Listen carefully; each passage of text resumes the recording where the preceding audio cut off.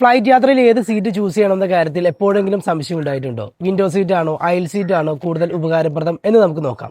Window seat choose ചെയ്യുന്നതിന്റെ പ്രധാന ഉദ്ദേശം ടേക്ക് ഓഫ് ടൈമിലും ലാൻഡിംഗ് ടൈമിലും അതുപോലെ തന്നെ ഫ്ലൈയിങ് ടൈമിലുമെല്ലാം പുറത്തെ കാഴ്ചകൾ കാണാനും അതോടൊപ്പം തന്നെ ഇതെല്ലാം ക്യാമറയിൽ ഒപ്പിയെടുക്കാൻ കഴിയും എന്നുള്ളതാണ്. പൊതുവെ ഫസ്റ്റ് ടൈം ട്രാവലേഴ്സിനാണ് ഈ കാര്യത്തിൽ കൂടുതൽ ക്യൂരിയോസിറ്റി.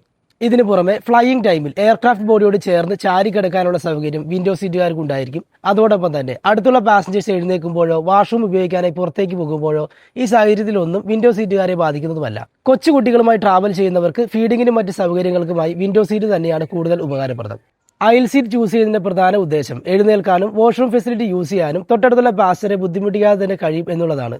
അതിനാൽ തന്നെ ലോങ് യാത്രയിൽ അയൽ സീറ്റ് കൂടുതൽ കംഫർട്ടായി പലർക്കും തോന്നിയേക്കാം. ഇതിനു പുറമെ ഓവർഹെഡ് ബിന്നിൽ നിന്നും എപ്പോൾ വേണമെങ്കിലും ബാഗ് എടുക്കാനും തിരികെ വെക്കാനും എളുപ്പമായിരിക്കും. കണക്ഷൻ ഫ്ലൈറ്റുള്ള പാസഞ്ചേഴ്സിന് കൂടുതൽ എളുപ്പത്തിൽ ഫ്ലൈറ്റിൽ നിന്ന് പുറത്തേക്ക് കടക്കാനായി അയൽ സീറ്റാണ് കൂടുതൽ നല്ലത്.